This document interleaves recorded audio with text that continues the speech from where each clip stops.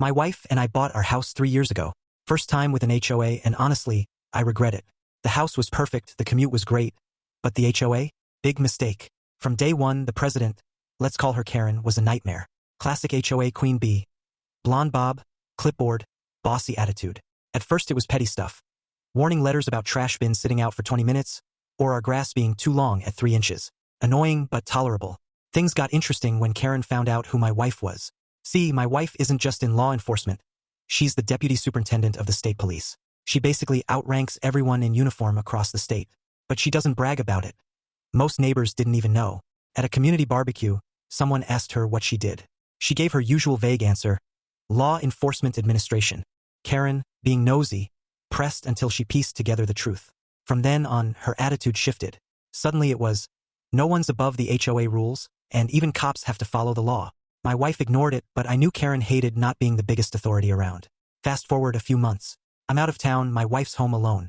Around 7 p.m., Karen shows up at our door demanding my wife vacate immediately, because our driveway had a work vehicle, her unmarked state-issued SUV. Nothing in the bylaws prohibits it, but Karen decided it was an eyesore. My wife told her to shove it and close the door. That should have been it. But Karen wasn't done. An hour later, 2 local patrol cars roll up. Cops knock, saying they got a report of trespassing, and a woman refusing to leave. My wife opens the door. The officers' faces drop instantly. One even stammers. Superintendent? Because, yep, she outranks their chief by a mile. Meanwhile, Karen's standing smugly on the sidewalk yelling, that's her. She doesn't live here. She's impersonating a cop with that vehicle. Arrest her. The cops try to explain, but Karen keeps ranting. My wife, cool as ever, invites them in, shows her credentials, her state ID, even the house title. The officers apologize profusely, trying not to laugh. And then my wife drops the hammer. Since this was a knowingly false report that wasted law enforcement resources, I'd like a formal incident report filed. I'll also forward this to the state attorney under the false reporting statute. Karen's face went pale. The officers filed it, and my wife followed up. In our state, false reporting is a misdemeanor. Word spread fast. The HOA board had already been sick of Karen's power trips. This gave them the excuse they needed.